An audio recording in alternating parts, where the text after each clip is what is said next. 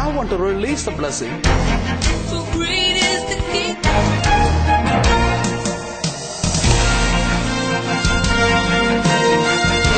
When you receive a fresh anointing, you will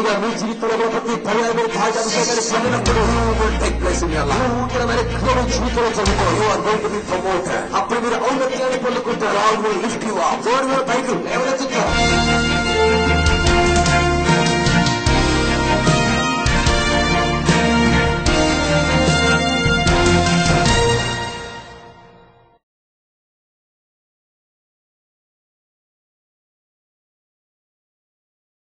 Each one of us has been carefully created by God. మనలో ప్రతి ఒక్కరూ కూడా దేవుని చేత అత్యంత శ్రద్ధగా సృష్టించబడ్డాం. Your height, నీ యొక్క ఎత్తు, your color, నీ రంగు, your structure, అలాగే నీ ఆకారం, everything is designed by God. అన్ని కూడా దేవుని ద్వారా రూపించబడ్డాయి. He will never make mistake. ఆయన ఎప్పుడు పొరపాటు చేయరు సుమా. Sometimes we think I'm not so beautiful. కొన్నిసార్లు మనం అనుకుంటాను చాలా అందంగా లేనే అని. That is your feeling. అది నీ అనుభూతే. But God has not created like that. దేవుడు మాత్రం అలాగని సృష్టించలేదు. He has created you for a unique purpose.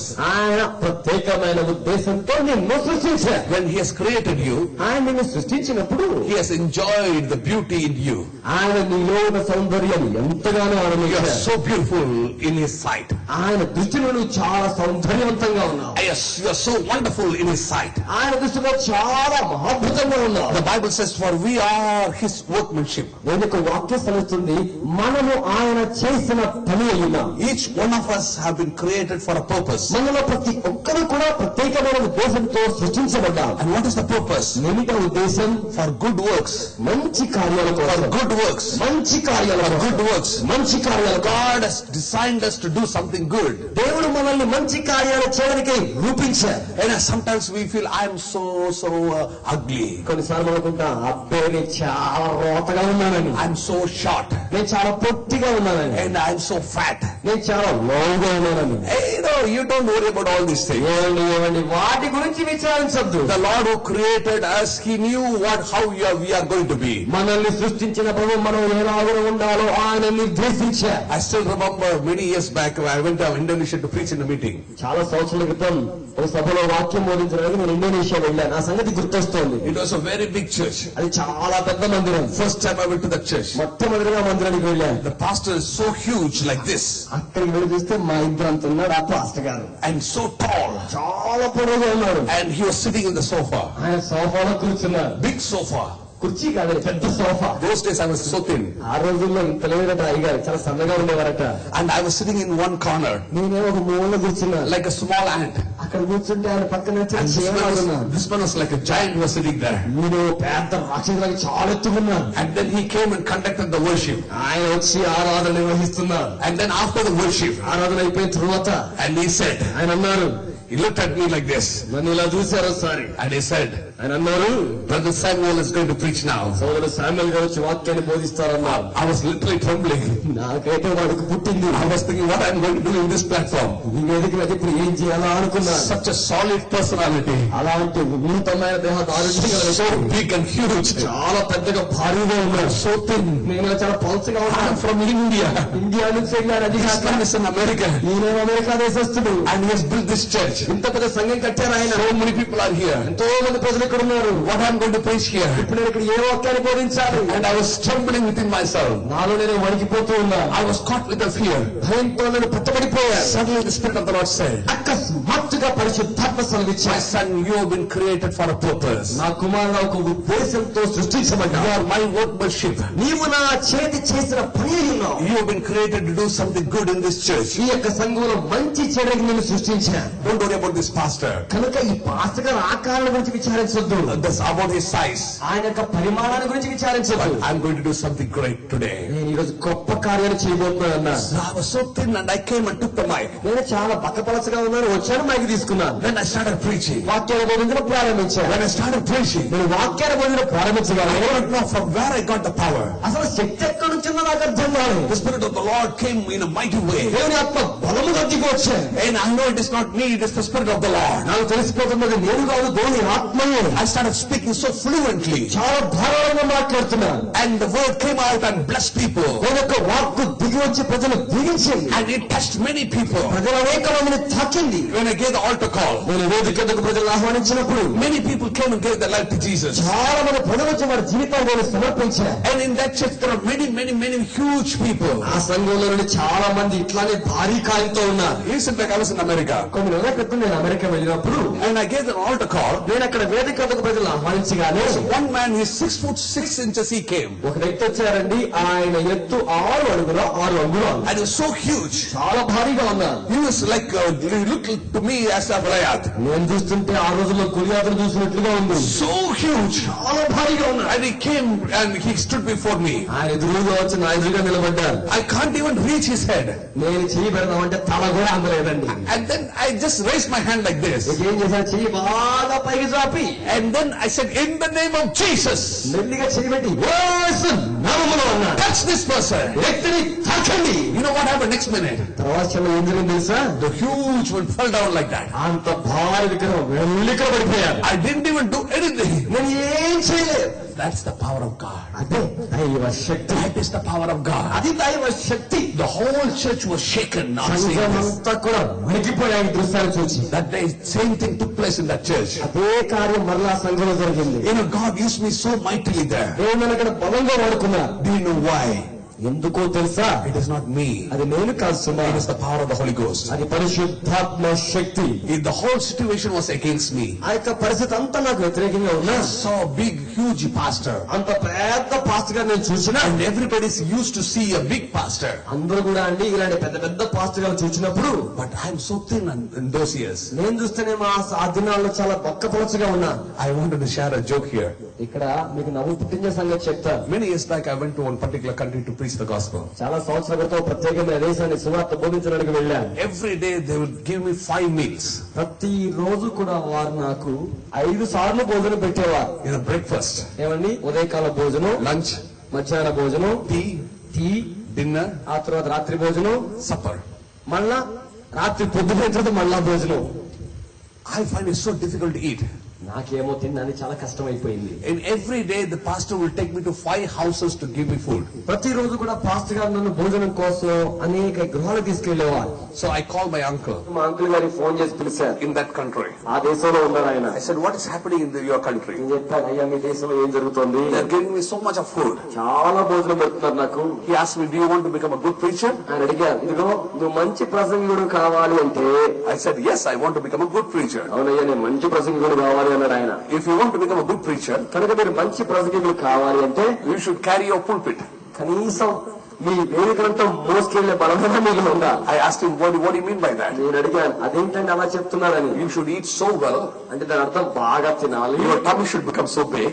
మీ పొట్ట బాగా పెద్దదైపోవాలి. And then when you walk like that, అప్పుడు ఆ ఇదిగా భారీ కాయం నడుస్తుంటే people will respect you are a great preacher. అప్పుడు ఆ ముందున్న పెద్ద పొద్దు చూసి ప్రజలు నమస్కారం అండి. You know, sometimes, people, by seeing a person, you make your opinion in your mind. అవును, కొన్నిసార్లు వ్యక్తులు మనం కేవలం చూడడం ద్వారా మనసులో ఒక అభిప్రాయాన్ని పెట్టుకుంటాం. When you make that opinion, అలాంటి అభిప్రాయాలు మనం కలిగి ఉన్నప్పుడు it is very hard to accept that person. ఆ వ్యక్తి అంగీకరించడం చాలా కష్టం. And that is why God says, ప్రభు అంటున్నారు, don't see a physical appearance of a person. ఇదిగో ఒక వ్యక్తి యొక్క భౌతిక బాహ్య స్వరూపాన్ని చూడవద్దు. And everybody has been created for a purpose. ప్రతి ఒక్క వ్యక్తి కూడా ప్రత్యేకమైన ఉద్దేశంతో సృష్టించాడు. God has created all of us for a purpose. దేవుడు మనలో అందరినీ ప్రత్యేకమైన ఉద్దేశంతో సృష్టించాడు. Your color, నీ రంగు, your height, నీ యొక్క ఎత్తు, your structure, నీ యొక్క ఆకారం, everything has been created, is made by God. అన్ని కూడా దేవుడి చేత సిద్ధం చేయబడ్డాయి. He will make no mistake. ఆయన ఏ పొరపాటు చేయరు. And I want to put this into your spirit. ఇది ఈ సత్యాన్ని మీ ఆత్మలోకి ఇవ్వాలని కోరుతున్నా. There are many young girls who are here. ఇక్కడ చాలా మంది యవనస్తుల వాళ్ళు ఉన్నారు. Sometimes this feeling comes into your mind. కొన్నిసార్లు యవనస్తుల వాళ్ళకి ఏమనిపిస్తుందంటే మనసులో, I'm not beautiful. నేను అందంగా లేనే, That is why I'm not able to get my life partner. అందుకే నాకు ఇంకా పెళ్లి కావట్లేదు. Please don't ever think like that. యవనస్తులారా అలాగే ఎప్పటికీ అనుకోకండి. God never make a mistake in your life. దేవుడు మీ జీవితంలో ఎప్పుడూ పొరపాటు చేయదు. The Bible clearly says you are a workmanship of God. దేవుని వాక్యం స్పష్టంగా మాట్లాడుతుంది, నీవు దేవుడు చేసిన పని అయ్యింది. God has created each and every one of us for a purpose. దేవుడు మనలో ప్రతి ఒక్కరిని ప్రత్యేకమైన ఉద్దేశంతో సృష్టించాడు. You are so beautiful in the sight of God. దేవుని దృష్టిలో నువ్వు చాలా సౌందర్యంగా ఉన్నావు. That is why God has brought you into this world. కనుకనే ప్రభువుని నీ లోకానికి తీసుకొని వచ్చాడు. And God has brought you for a purpose. దేవుడు ఉద్దేశంతో నేను తీసుకొని వచ్చాడు. To do good works. మంచి కార్యాలు చేయడానికి. How he is going to do it? ఆయన దాన్ని ఎలా చేయబోతున్నారు? We do not know. మనకైతే తెలియదు. But he is going to do it. ఆయన మాత్రం చేయబోతున్నారు. And something new he is going to do in your life. ఒక నూతనమైన కార్యాన్ని మీ జీవితంలో చేయబోతున్నారు. See, once there was a conference. గమనించండి, ఒకసారి ఇలాగే ఒక సభ జరుగుతోంది. And then the preacher అక్కడ ఉన్న ఉపదేశకుడు and suddenly felt that she wanted to give an altar call to the young ladies. ఆ యొక్క మాట్లాడుతున్న ప్రియ సోదరి అక్కడ వాక్యాన్ని మాట్లాడుతున్న యవనస్తులకు ఒక పిలుపు ఇవ్వాలని కోరుకున్నారు. This altar call was totally different. ఈ యొక్క వేదిక మీద వాడిచ్చిన ఆహ్వానం ప్రత్యేకంగా ఉంది. She said, those who feel that they are ugly, please come to the altar, I want to pray. ఆమె ఎలాంటి వాడికి ప్రార్థన చేస్తాడని పిలిచారంటే, అమ్మా మీరు ఎవరైనా నాకు అందమే లేదు వికారంగా ఉన్నా అనుకుంటే అలాంటి వారు రండి మీకోసం ప్రార్థన చేస్తాను అన్నారు. And then many girls came. అప్పుడు ఆ సమయంలో చాలా మంది యవనస్తులు వచ్చారు. And the preacher's idea was to show this scripture and pray for them. ఆ ప్రసంగికులకు ఉన్న ఆలోచన ఏంటంటే ఈ లేఖన భాగాన్ని వారు చూపెట్టి ప్రార్థించాలని. One beautiful girl came there. ఒక సౌందర్యవంతమైన పాప అక్కడికి వచ్చారు. So the preacher went to the girl. సహోదరి ఆ పాప దగ్గరికి వెళ్ళారు. Say, I just said that those who feel ugly, they you come. అక్కడికి వెళ్ళి అడుగుతున్నారమ్మా, ఎవరైతే వికారంగా ఉన్నారో వారిని రమ్మన్నారు కదా అన్నారు. You know what she said?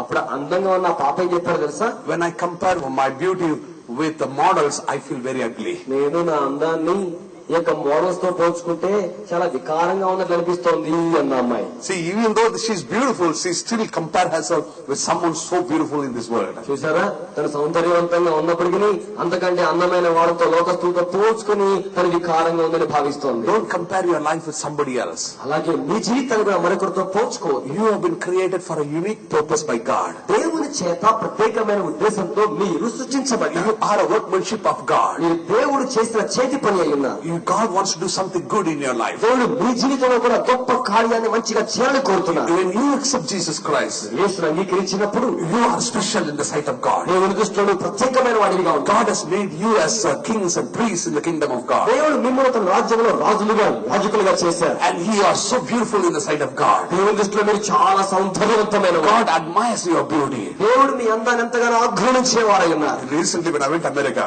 ఇటీవల కాలంలో నేను అమెరికా వెళ్ళినప్పుడు I saw a beautiful play. అక్కడ మంచి అందమైన విమానం చూశాను. It is about Genesis. అది ఆ యొక్క ప్లే, ఆ యొక్క షో ఏమిటంటే ఆది కాండం గురించి. When God created Adam, దేవుడు ఆదామును సృష్టించినప్పుడు and he clothed him with the glory, ఆయన ఆదాముకు మహిమతో వస్త్రం వేశారు. and he was playing with Adam, ఆ యొక్క ఆదాముతో చక్కగా ఆటలాడుకుంటున్నట్లుగా ఉంది. and then he created Eve. ఆ తర్వాత హవ్వను సృష్టించారు. He loved both of them. వారిద్దరిని ఎంతగానో ప్రేమించారు. That play really showed how much God loved Adam and Eve. ఆ యొక్క ప్లే షో అంతా చూస్తుంటే దేవుడు ఆదాము ఎలా ప్రేమించారో అర్థమవుతుంది. Every day God comes and plays with Adam and Eve. ప్రతి రోజు దేవుడు దిగి వచ్చి ఆదాము హవ్వతో ఆటలాడుకున్నట్లుగా ఉండేది. He enjoys them, ఆయన వారిని ఆనందించేవాడు. and he was so happy. చాలా సంతోషించేవాడు. And the moment they committed sin, ఏ క్షణంలో అయితే వారు అతిక్రమం చేశారో they lost the glory of God. దేవుని మహిమను కోల్పోయారు. And because of that, they were pushed away from the garden. అందును బట్టి వారు ఏదైనా తోటలోకి బయటికి నెట్టివేయబడ్డారు.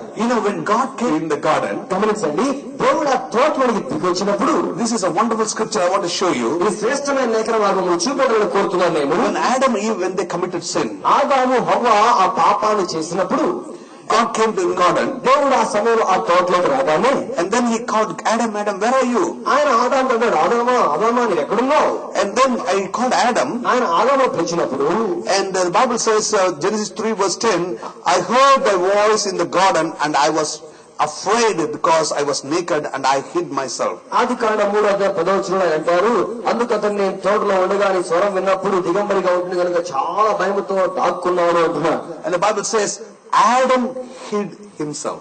నేను ఒక వాక్యం రాబడిందండి, ఆదాము తనను తాను దాచుకున్నాడు. It is not God who pushed away Adam. ఆదామును దేవుడు నెట్టివేయలేదు. You see the love of God here. గమనించండి ఇక్కడ దేవుని ప్రేమను. It is not God who pushed him. వారిని నెట్టివేసిన దేవుడు కాదు. It is Adam who hid himself. తనను తాను దాచుకున్నది ఆదామే. After that he made an inquiry. ఆ తర్వాత ఆయన విచారించారనుకోండి, Adam never accepted his fault. Adam మాత్రం తన అతిక్రమాన్ని ఒప్పుకోలేదు. That is why he has to go away from the garden. కనుకనే తోటలో నుంచి బయటికి వెళ్ళిపోవాల్సి వచ్చింది. If he would have accepted that what he has done is wrong, ఒకవేళ తను చేసింది పొరపాటున ఆదాం ఒప్పుకొని ఉంటే, and he put the blame on God.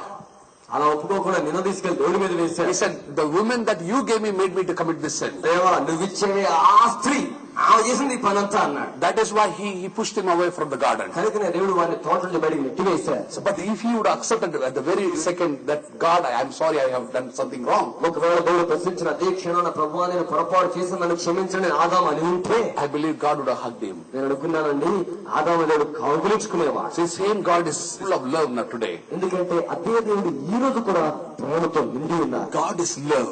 దేవుడు ప్రేమయుడు. God is love. దేవుడు ప్రేమయుడు. When you give your life to Jesus Christ, నీ జీవితాన్ని నువ్వు యేసుకు సమర్పించినప్పుడు, when you accept Jesus Christ as your Savior, యేసుక్రీస్తు వారిని రక్షకునిగా నీవు అంగీకరించినప్పుడు, and He wants to do something new in your life, ఆయన నీ జీవితంలో నూతన కార్యాన్ని చేయాలని కోరుతున్నాడు. and how He is going to do it, మరి ఆయన కార్యం ఎలా చేస్తారు? and He wants you to forget about all your past life. నువ్వు మొట్టమొదటిగా నీ గత జీవితం అంతా మర్చిపోవాలి. Only then He can do something new in your life. అప్పుడు మాత్రమే నీ జీవితంలో నూతనమైన కార్యాన్ని ఆయన చేస్తాడు. We all have been created for a purpose. మనమందరం కూడా మన జీవితంలో ఉద్దేశం చేత దేవుని బట్టి సృష్టించబడ్డాం. We are the workmanship of God, మనము దేవుడు చేసిన చేతి పని అయి ఉన్నాం. and God wants to do something new in your life. దేవుడు మీ జీవితంలో నూతనమైన క్రియ చేయాలని కోరుతున్నా. And when I was meditating on this, నేను ఈ వచనాలు ధ్యానం and చేస్తున్నాను. God gave me something wonderful which I want to share with you. దేవుడు మీకు చెప్పడానికి నాకు ఆశ్చర్యమైన సంగతిని బయలుపరిచాడు. In order to do something new in your life, మీ జీవితంలో దేవుడు ఏదైనా నూతనమైన కార్యం చేయాలని కోరుకుంటే, and God wants to give you a new anointing. దేవుడు దానికి ముందుగా నూతనమైన అభిషేకాన్ని ఇస్తాడు. Psalms 92 verse 10. 92వ కీర్తన 10వ వచనం చూడండి. But my horn shall thou exalt like the horn of an unicorn. I shall be anointed with fresh oil. గురుపోతు కొమ్ము వలె నీవు నా కొమ్ము పైకెత్తుతివి, క్రొత్త తైలముతో నేను అంటబడితిని. I shall be anointed with a new oil. నూతనమైన తైలముతో నేను అంటబడితిని. If God has to do something new in your life, దేవుడు ఏమైనా మీ జీవితంలో నూతనమైన కార్యాన్ని చేయాలని కోరుకుంటే, you have to receive a fresh anointing from the Lord. ఆ నూతనమైన అభిషేకాన్ని ప్రభువైన దేవుని యొద్ద నుంచి మీరు పొందుకోవాలి. And the Bible says, Lamentation chapter 3 verse 22 and 23. ఇలాంటి వాక్యములు 3వ అధ్యాయం 22 వచనాల బైబిల్లో మనం చదివినట్లయితే, And His mercies are new every morning. ఆయన కనికర వాత్సల్యాలు ప్రతి ఉదయం కూడా నూతనంగా ఉంటున్నాయి. He gives us a new mercy every day. ప్రతి రోజు ఉదయాన్నే నూతనమైన కారుణ్యం ఆయన మనకు In అనుగ్రహిస్తాడు. the same way, every time when we gather in His presence, He gives us a new anointing. అదే రీతిగా ప్రతి సందర్భంలో మనమైన పాల్సలో చేయగానే నూతనమైన అభిషేకాన్ని మనకి ఇస్తాడు. When you are able to tap this new anointing, ఎప్పుడైతే నూతన అభిషేకాన్ని మీరు a గ్రహించగలుగుతారో, fresh anointing, ఆ యొక్క తాజా He అభిషేకాన్ని, will do something new in your life. అప్పుడు ఆయన మీ జీవితంలో నూతనమైన క్రియ See, చేస్తాడు. God wants to do something new in your life. గమనించండి, దేవుడు మీ జీవితంలో నూతనమైన కార్యం చేయాలని When కోరుతున్నాడు. you accept Jesus Christ, యేసును అంగీకరించినప్పుడు you are a new creation. నువ్వు నూతన సృష్టి అయి ఉన్నావు. All old things have passed away. పాతకాల పాపాలని గతించిపోయాయి. And God sees you as a kings and priests in the kingdom of God. ప్రభు మిమ్మల్ని తన రాజ్యంలో రాజులుగా యాజకులుగా చూస్తాడు. You are the workmanship of God. నువ్వు దేవుడు చేసిన చేతి పని అయి ఉన్నావు. All the old things have passed away. గతమంతా గడిచిపోయింది. He has totally forgotten that. ఆయన దాన్ని పూర్తిగా మర్చిపోయాడు. You don't remember that. నువ్వు గతాన్ని జ్ఞాపకం చేసుకోవద్దు. When the devil reminds you, అపవాదిని జ్ఞాపకం చేస్తే just remind him his future. అపవాదికి భవిష్యత్తులో ఏం జరుగుతుందో అది చెప్పండి. వాడి Resist the devil అపవాదిని ఎదిరించండి, and he will flee. అప్పుడు వాడు వెళ్ళిపోతాడు. So you have to focus on what God is going to do in your life. కనుక దేవుని జీవితంలో ఏం చేయబోతున్నావో దాని మీద దృష్టి కేంద్రీకరించాలి. Don't worry about your structure. నీ యొక్క రూపాన్ని గురించి విచారించవద్దు. Don't worry about your color. నీ రంగుల గురించి విచారించవద్దు. Don't worry about your qualification. నీ యొక్క విద్యార్హత గురించి ఆలోచించవద్దు. Don't worry about what you can do.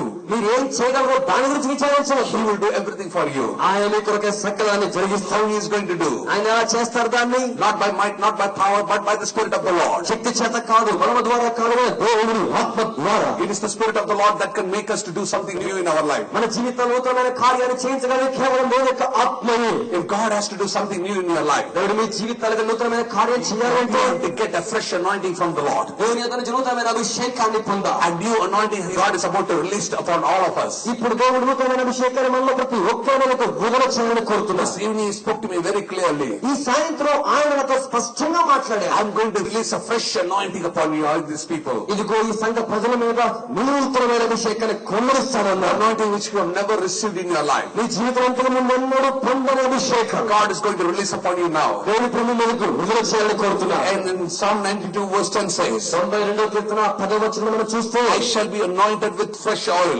నూతనమైన తలముతో నేను అంటబడుతుంది. When he anoints you with a fresh oil, ఆయన కొత్త తలముతో మిమ్మల్ని అంటున్నప్పుడు your horn shall thou exalt like the horn of an unicorn. అప్పుడు మీ యొక్క కొమ్ము గురుపోతు యొక్క కొమ్ము వలె పైకెత్తబడుతోంది. In other words, God will give a promotion in your life. లేకపోతే మరొక విధంగా మనం చెప్పుకుంటే దేవుడు నీ జీవితంలో పదోన్నతిని అనుగ్రహిస్తాడు. He will promote you.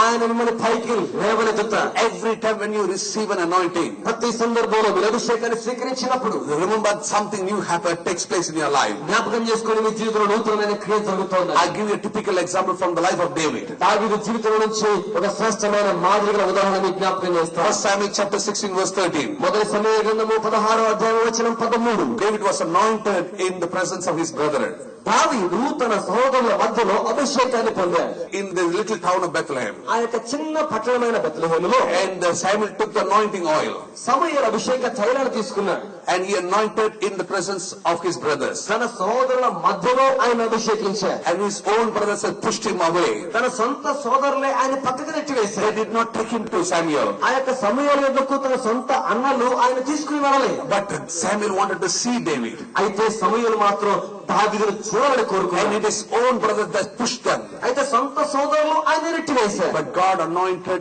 in the presence of his brothers. దేవుడు అయితే ఆ సోదరుల మధ్యలోనే ఆయన అభిషేకించాడు. And there was a promotion in that place. అక్కడ మనం చూస్తే ఆ వ్యక్తికి ఆ స్థలంలో ఉన్నతమైన స్థానం కలిగింది. That was the first anointing. అదే మొట్టమొదటి అభిషేకం. This anointing lifted him above his brothers. ఆ యొక్క అభిషేకమే తన సోదరుల కంటే తనను పైవాడిగా చేసింది. And there was a promotion in his life. తన జీవితంలో కొంత ఔన్నత్యం కలిగింది. Everyone considered he's the last one in the family. ప్రతి ఒక్కరు కూడా వీడి కుటుంబంలో అక్కడ సాయి వాడిగా అనుకున్నారు. When the anointing came upon him, కానీ అభిషేకం దిగిరాగానే he was lifted above all his brothers. అందరికంటే తనే పైకెత్తబడ్డాడు సోదరుల మధ్యలో. And the second anointing which he received, ఆ తర్వాత దావీదు పొందిన రెండవ పర్యాయపు అభిషేకం 2 Samuel chapter 2 verse 4, రెండవ సమయంలో 2:4 he was anointed to be the king of Judah.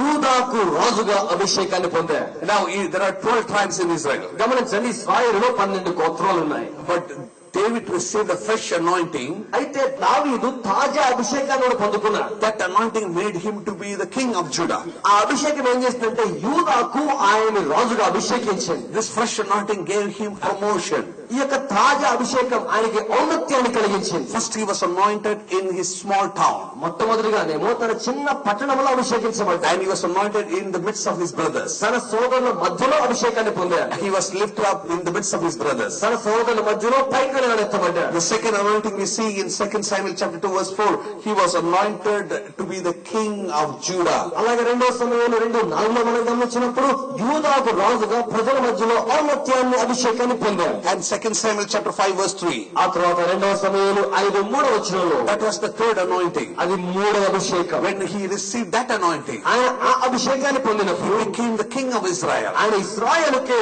రాజయ్యాడు. And now he became the king for all 12 tribes. ఇప్పుడు ఆయన 12 గోత్రాలకు రాజయ్యాడు. And this anointing promoted him much higher place. ఈ అభిషేకం ఏం చేసింది? మరి ఉన్నతమైన స్థానానికి ఆయన లేవనెత్తింది. Every time when he received a fresh anointing, ప్రతి పర్యాయం తాజా అభిషేకాన్ని ఆయన పొందినప్పుడు something new took place in his life. నూతనమైన కార్యమైన జీవితంలో జరిగింది. In the same way, every time when you receive a fresh anointing, అదే రీతిగా మీ జీవితంలో ప్రతి పర్యాయం మీరు తాజా అభిషేకాన్ని something పొందినప్పుడు new will take place in your life. నూతనమైన క్రియ మీ జీవితంలో జరుగుతుంది. You are going to be promoted. అప్పుడు మీరు ఔన్నత్యాన్ని పొందుకుంటారు. God will lift you up. దేవుడు మీద పైకి లేవనెత్తుతారు. And God wants to lift all of us. దేవుడు మీద ప్రతి ఒక్కరి పైకి This లేవనెత్తుతారు. anointing which he is going to release today. అలాంటి అభిషేకాన్ని రాత్రి విడుదల చేస్తారు. And you are going to be lifted up in this small town. ఈ యొక్క చిన్న గ్రామంలో మీరు లేవనెత్తబడతారు. And from here he will take you to the city. ఇక్కడ నుంచి ఆయన పట్టణానికి తీసుకుని He వెళ్తారు. will give a fresh anointing in the city. అక్కడ పట్టణంలో మరణ నూతన అభిషేకాన్ని ఇస్తారు. You will be lifted up in the city. అక్కడ నుండి పట్టణంలో పైకి లేవనెత్తుతారు. There he will move to the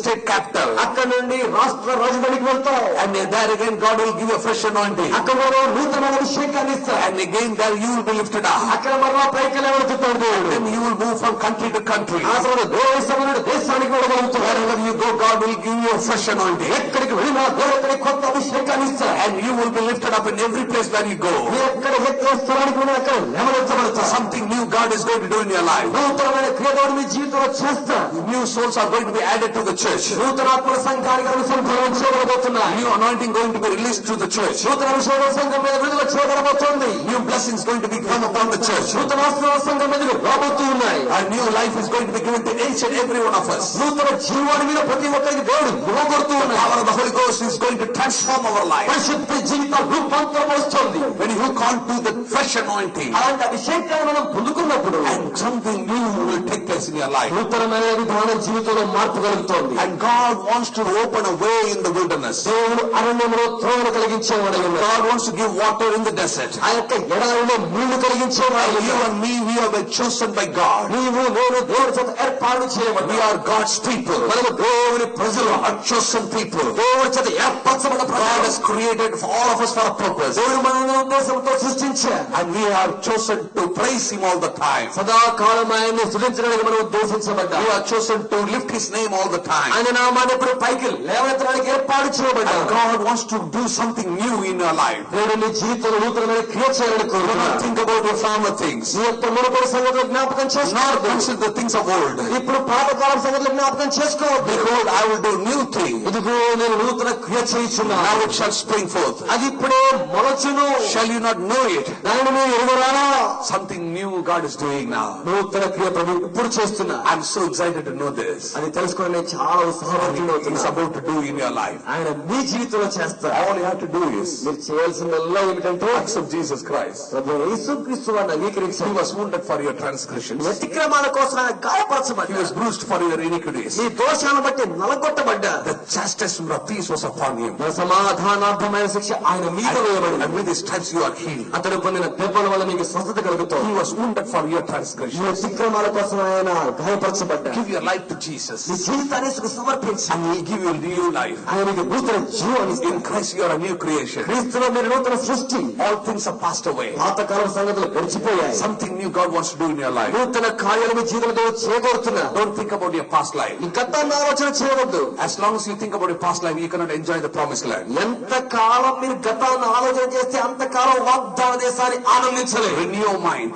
మీ మనసు నూతన పరచుకోండి. Ask God to help you. మీ సాయం చేయమని ప్రభువుని అడగండి. And you are the workmanship of God. మీరు దేవుని యొక్క చేతి పని ఉన్నారు. God has created you for a purpose. దేవుని ఉద్దేశంతో మిమ్మల్ని సృష్టించారు. Something good is going to take place. మంచి కార్యం జరగబోతోంది. And new anointing is about to be released. నూతన అభిషేకం విడుదల చేయబడబోతోంది. How many of you want to receive this new anointing in your life? ఈ రాత్రి మీ జీవితాల్లో ఎంతమంది ఈ నూతనమైన అభిషేకాన్ని కోరుకుంటున్నారో నా వల్ల మీ చేతుల్లో పైకి చాపుతారా? Hallelujah. Hallelujah, Hallelujah. Hallelujah, Hallelujah. Hallelujah. If you want to receive the new anointing, నూతన అభిషేకం మీరు స్వీకరించాలని కోరుకుంటే the first thing you have to do, మొట్టమొదటిగా ఏం చేయాలంటే give your life to Jesus Christ. మీ జీవితాన్ని ప్రభువైన యేసుక్రీస్తు వారికి సమర్పించాలి. If you have not accepted Jesus Christ so far, ఒకవేళ ఇంతవరకు ప్రభువైన యేసుక్రీస్తు వారిని అంగీకరించకపోతే this is a wonderful time. ఇది అద్భుతమైన సమయం. He is standing by your side. ఆయన నీ పక్కనే నిలబడి ఉన్నారు. He is knocking your door. ఆయన నీ తలుపు తడుతున్నారు. My son, నా కుమారుడా, my daughter, నా కుమారి, I want to come into your heart. నేను నీ హృదయంలోకి రావాలని కోరుతున్నా. Will you open your heart to me? నీ హృదయాన్ని నాకు తెరుస్తావా?